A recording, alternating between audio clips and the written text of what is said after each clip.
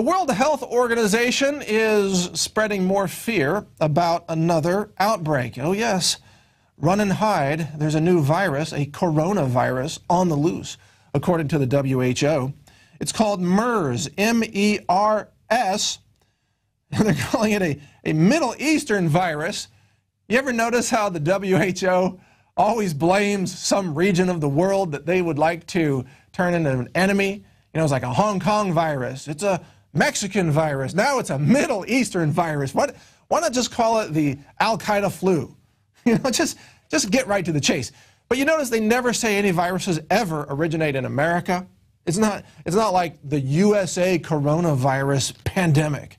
They would never announce that. It's always some third world or developing nation group or some political enemy. Yeah, it's a Chinese virus, gonna get you. Pigs from Hong Kong. It's just, it's insane.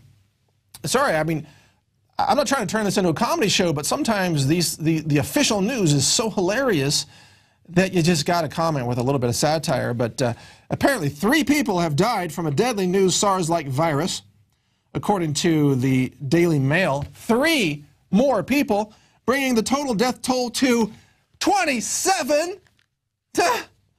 27, yeah. Of course, let's see. 60,000 Americans were killed by one drug that the FDA refused to pull off the market. That's more Americans than died in the entire Vietnam War, and they didn't warn you about that, but they will warn you about 27 people dying by a virus that they can blame on Al-Qaeda. Who else? All right, next story. Arsenic is being intentionally added to conventional chicken. It's true. Arsenic, of course, is a toxic metal. You can find it on the table of elements. It is AS. That's the short version of it. If you're curious about that, go back to your science class and check that out. Arsenic. It is a highly toxic, deadly metal. In fact, arsenic was the poison of choice for assassinations throughout world history until about the last, I'd say, 100, 150 years, when arsenic detection became easier to do. It was easy to kill somebody with arsenic because it's tasteless. So you could slip it into their food or their drink, and yeah, pretty soon, the king's dead, and you got a new emperor, a new king, taken over. So arsenic was the poison of choice. Now it's the poison of choice for the chicken industry in the United States. The FDA says, yeah, you can add arsenic to chicken drugs. So these are big pharma's drugs being fed to the chicken to increase chicken yields by the chicken farmers, but the drug contains arsenic. Arsenic is also used, by the way, to treat lumber and make it weatherproof. And if you go buy that lumber, you'll notice that it has a little warning on it, a cancer warning that says, don't breathe the sawdust from this lumber if you saw into it or you're building with it or doing something.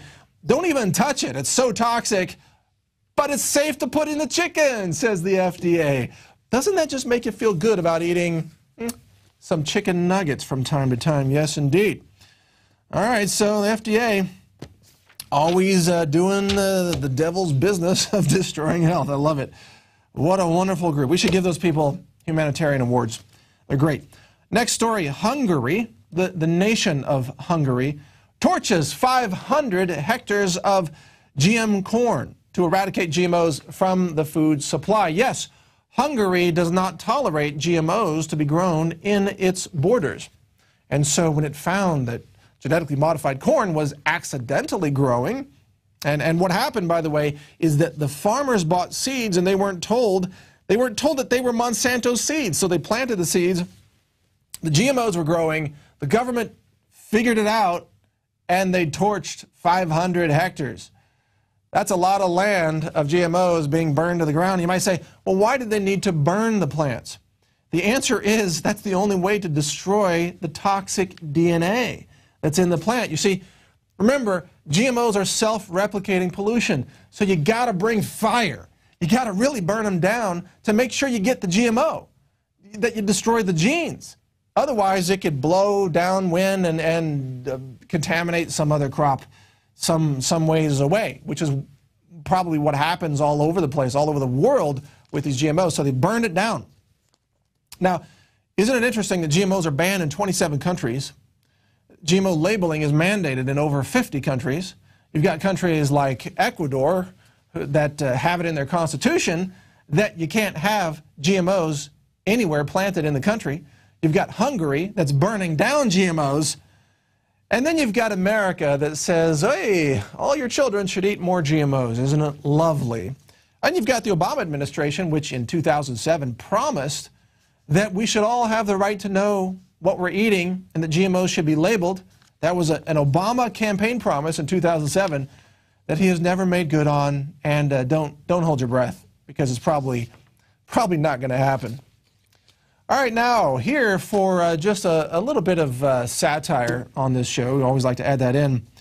Facebook has announced that it's banning vowels, because vowels, it turns out, can be used to form words of hate speech.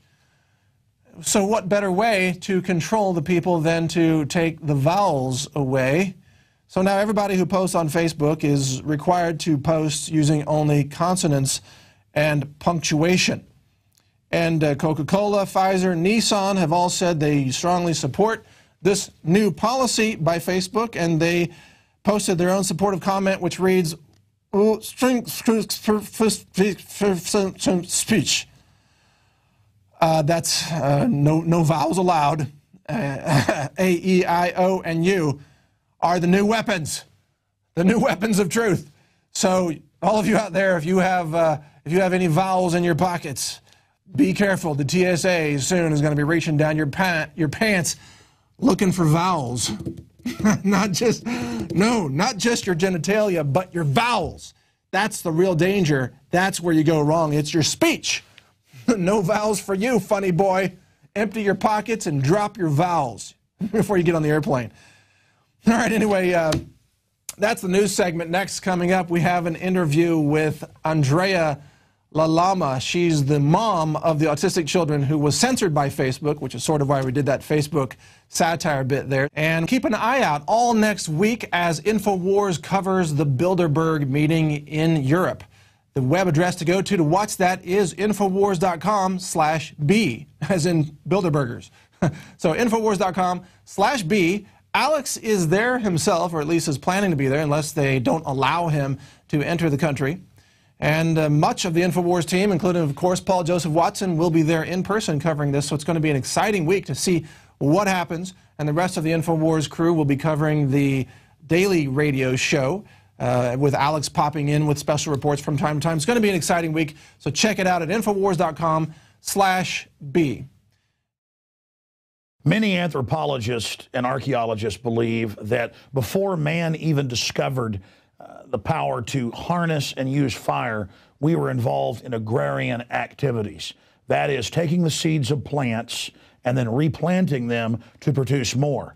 The very foundation of our modern civilization and human culture is centered around the planting and cultivation of edible plants, fruits, vegetables, nuts, you name it. And the globalists have been going after gardening. They've been harassing people that have gardens in their front yards or their backyards. They've called for licenses for people to have gardens because you can't trust prisoners in the police state America to be able to grow their own food. That's why I've come to the realization that we need to become self-sufficient. You need to be informed. You need to have the Second Amendment to protect yourself. You need to be politically active to wake up others.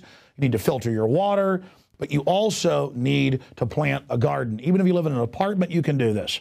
If you live in the countryside, obviously you can do it on a grand scale.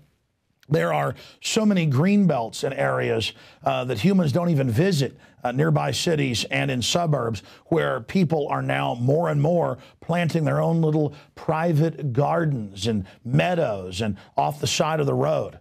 Ladies and gentlemen, it is a revolutionary act to unplug from the television, to unplug from the computer and all the globalist propaganda, and to go out in your backyard or your front yard or planters at your apartment or on the roof of the building where you live, and to plant a garden. Here are some of the amazing deals at InfoWars Seed Center at InfoWarsShop.com. The Survival Seed Vault by My Patriot Supply features only the finest survival heirloom seeds for a robust and hardy garden, even in the toughest of times. The ARC All-in-One Seed Kit contains 70 varieties of 50,000 seeds of fruits, vegetables, medicinal, and culinary herbs. All ARC seeds are heirloom. Each type is labeled and sealed separately, for ease of use and longevity. The Deluxe Emergency Seed Bank combines 3 of Emergency Seed Bank's top sellers: the Family Survival Emergency Seed Bank, the Medicinal Herb Seeds Pack, and the Culinary Herb Seeds Pack.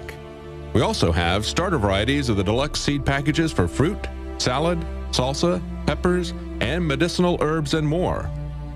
Go to the InfoWars Seed Center at InfoWarsShop.com. A little seed can grow a huge tree that produces fruit for up to 50 years. We have the best life bombs. That's what these are.